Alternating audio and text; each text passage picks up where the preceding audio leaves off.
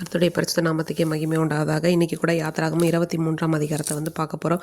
இந்த அதிகாரத்தில் வந்து என்ன சொல்லியிருக்காங்கன்னா, அபாண்டமான சொல்லை வந்து நம்ம ஏற்றுக்கக்கூடாது. கொடுமையுள்ள சாட்சிக்காரனாக வந்து நம்ம என்ன பண்ணக்கூடாது, இருக்கக்கூடாது. அடுத்ததாக வந்து நிறைய தீமை செய்கிறதுக்காக மற்றவங்கள பின்பற்றக்கூடாது.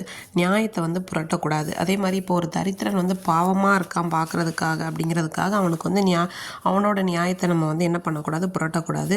ஒருத்தனுடைய சத்ருவோட மாடோ கழுதையோ தப்பி போச்சு அப்படின்னா நம்ம அதை திரும்ப கொண்டு போய் கொடுக்கணும்.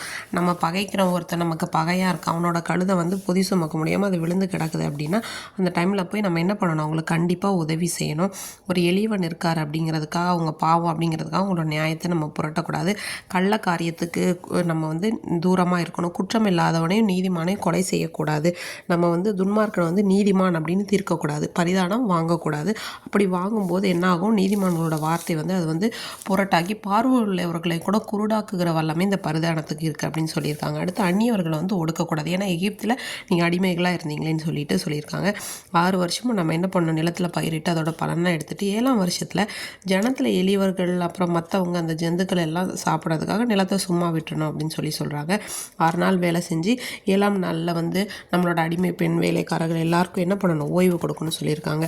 நான் சொன்ன எல்லாத்தையும் நீங்கள் என்ன பண்ணுங்கள், அதில் நிதானமாக இருந்து எச்சரிக்கையாக இருங்கன்னு சொல்கிறாங்க. அதே மாதிரி அந்நிய தேவர்களோட பேரை நம்ம வாயிலிருந்து கூட சொல்லக்கூடாது. வருஷத்தில் 3 பண்டிகை வந்து ஆசரிக்கணும். புளிப்பில்லா அப்பம் பண்டிகை, அப்புறம் அறுப்பு கால பண்டிகை, அப்புறம் சேர்ப்பின் பண்டிகை, அதெல்லாம் நீங்கள் ஆசரிக்கணும்னு சொல்கிறாங்க.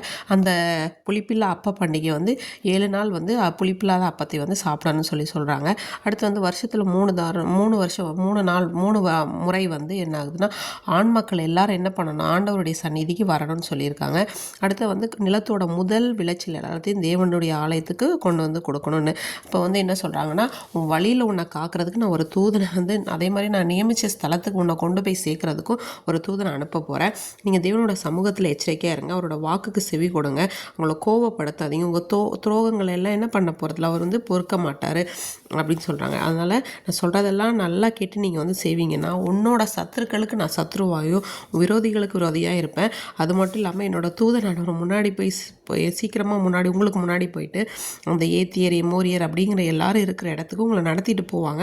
நான் அவங்கள அதம் பண்ணுவேன். நீங்கள் வந்து என்ன பண்ணணும், அவங்க தேவர்களை பணிந்து கொள்ளக்கூடாது. அவர்களுடைய காரியங்களெல்லாம் நீங்கள் என்ன பண்ணக்கூடாது, சேவிக்கக்கூடாது.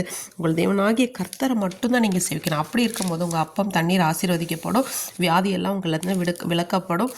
உங்களதில் வந்து கற்பம் வந்து இருக்காது, மலடு வந்து உங்கள் தேசத்தில் இருக்காது. உங்களோட ஆயுசு நாட்களை வந்து பூரணப்படுத்துவேன் அப்படின்னு சொல்கிறாங்க. அதே மாதிரி உங்களுடைய சத்துருக்கள் எல்லாரையும் நான் என்ன பண்ணுவேன், கலங்கடித்து உங்களுக்கு முதுகு காட்ட பண்ணுவேன். தேசம் பாழா போகாதபடிக்கு என்ன பண்ணுவேன், கொஞ்சம் கொஞ்சமாக நான் அவங்கள என்ன பண்ணுவேன், துரத்தி ஒரேடியாக எல்லாத்தையும் நம்ம விலங்குகள் எல்லாத்தையும் துரத்தி விட்டு அந்த தேசத்தை கவனிப்பாராட்டாமல் போயிடும். அதனால நான் கொஞ்சம் கொஞ்சமாக துரத்தி விடுவேன் அப்படின்னு சொல்கிறாங்க. அடுத்து வந்து நீ வந்து ஒரு தேசத்தில் குடியிருக்கும் போது அந்த ஜனங்கள் உன்னை பாவம் செய்யாதபடிக்கு, நீ பாவம் செய்ய பண்ணாதபடிக்கு நீ உங்கள் தேசத்தில் குடியிருக்க வேணாம். நீ அவங்களுடைய தேவர்களை வந்து சேவித்தனா அது உனக்கு கண்ணியாக இருக்கும் அப்படின்னு சொல்கிறாங்க. நான் எப்போவுமே நம்ம தேவனுடைய கற்பனைகளையும் கட்டளைகளையும் நம்ம கை கொண்டு அவருக்கு உண்மையும் நேர்மை உள்ளவர்களாய் நடக்கும்போது நம்முடைய கர்த்தர் நம்முடைய சத்துருக்களுக்கு சத்துருவாக இருந்து நம்மை வழி நடத்த வல்லவர்.